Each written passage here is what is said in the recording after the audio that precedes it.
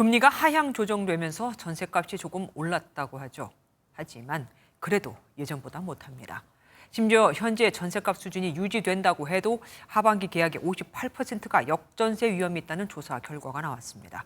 2년 전 이때 부동산 3법으로 전셋값이 가장 많이 올랐거든요.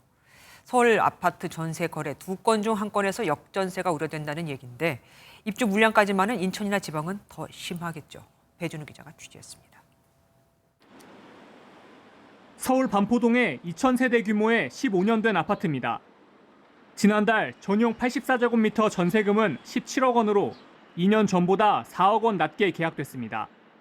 전세값이 임대차 3법 시행 이후 폭등하면서 2021년 말 통계 작성 이래 최고치를 기록했지만 지난해 전세대출 금리가 뛰면서 다시 하락해 1년 가까이 역전세가 속출하고 있습니다.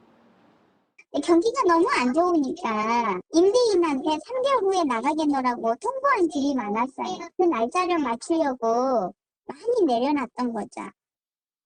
올해 상반기 전세 계약을 맺은 서울 아파트의 절반 이상은 2년 전보다 전세값이 하락한 것으로 나타났습니다. 하반기엔 더 큰 역전세가 우려됩니다. 현재 전세값 수준이 유지돼도 2년 전 계약한 서울 아파트 2만 8천 건 중 58%가 올 하반기엔 역전세 위험이 큰 것으로 나타났습니다.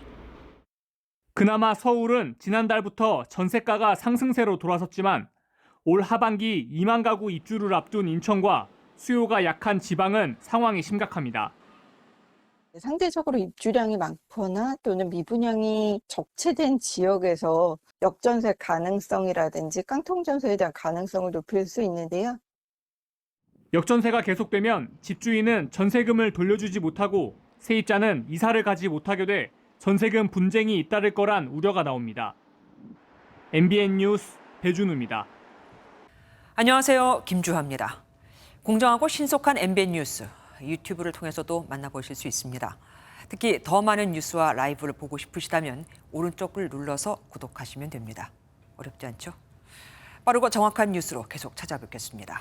MBN 뉴스를 시청해 주신 여러분 고맙습니다.